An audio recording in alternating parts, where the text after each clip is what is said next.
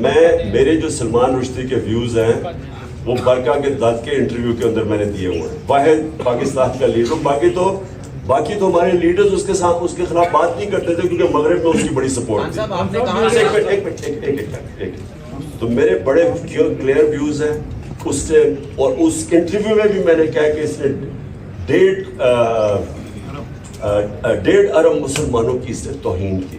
میں نے بڑا واضح ہے. اور میں پھر سے آپ کو ریپیٹ کرتا ہوں کہ یہ جو میں جو بات کر رہا تھا وہ اسپیسیفکلی کر رہا تھا کہ جو طریقہ کار ہے. اور میں پھر سے آپ کو کہتا ہوں کہ اگر آپ یہ اس کو الاؤ کر دیں گے, اجازت دے دیں گے, جو سری لنکا کے اندر انہوں نے اس کو فیصلہ کیا کہ یہی اس نے کیا ہے توہین اور ہزاروں نے پکڑے جلا دیا اس کو.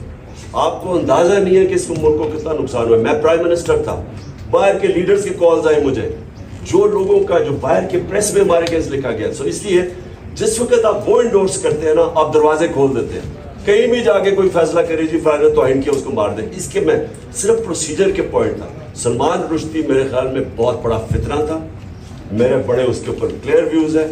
میں اس کو کہا کہ میں کبھی کسی فورم کے قریب ہم نہیں جانا چاہتے جدھر یہ فتنہ, جس کو پتا تھا کہ مسلمانوں کو ہوتے ہوئے اس سے تکلیف پہنچائی.